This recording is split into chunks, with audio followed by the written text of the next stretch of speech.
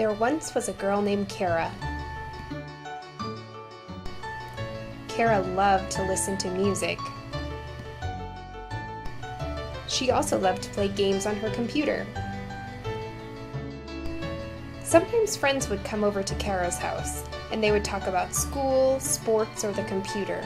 Sometimes they would play make-believe. Kara always had great ideas when they played make-believe. She would tell stories that would take them to faraway places, and nobody could make up a story like Kara. When Kara was around, the friends went on pirate ships. They went under the ocean and over the moon. Kara loved to pretend. Sometimes she was so busy pretending she forgot to listen to her teacher, Miss Hoffman. Kara, Miss Hoffman would say, "You must pay attention to our lesson about dinosaurs. You will have a writing assignment about this later." But Kara didn't like writing. She said, "Miss Hoffman, writing is just putting words on a page."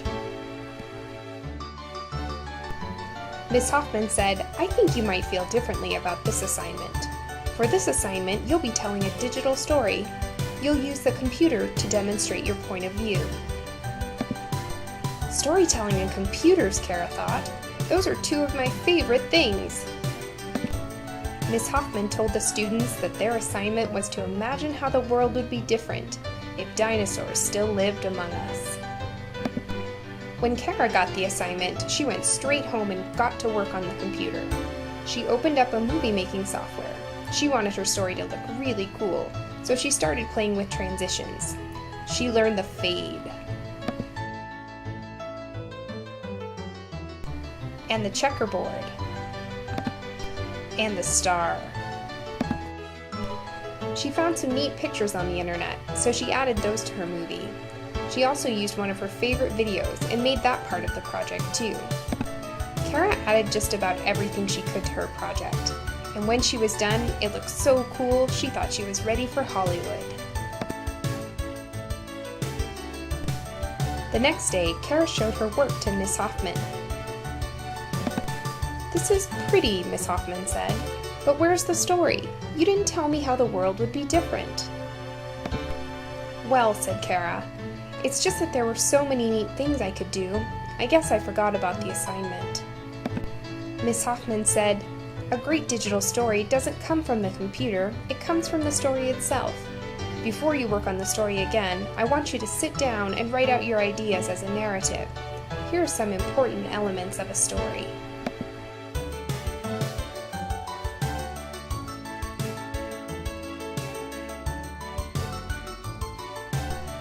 "Next," Miss Hoffman said, "I'd like you to organize your story on this storyboard.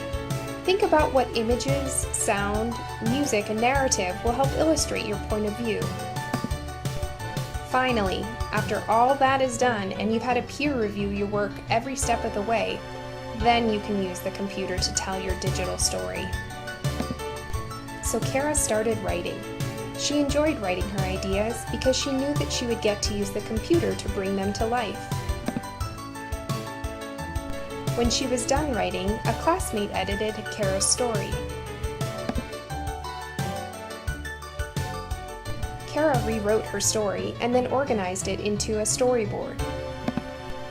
Finally, she used the same movie editing software to put her digital story together. "Wow," Kara thought, "this is going a lot faster than when I just played on the computer, and my story looks amazing." When Kara turned in her story to Miss Hoffman, she was very proud of what she had created.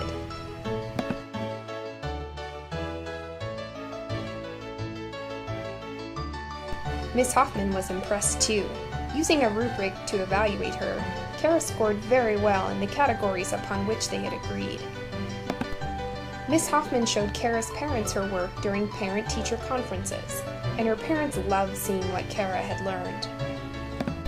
Then, Miss Hoffman hosted a gallery day, where students from other classrooms came to Miss Hoffman's room to see what the other students created. When Kara showed her digital story, all of the other students clapped and told her what a good job she'd done. It wasn't Hollywood, but Kara was still very proud.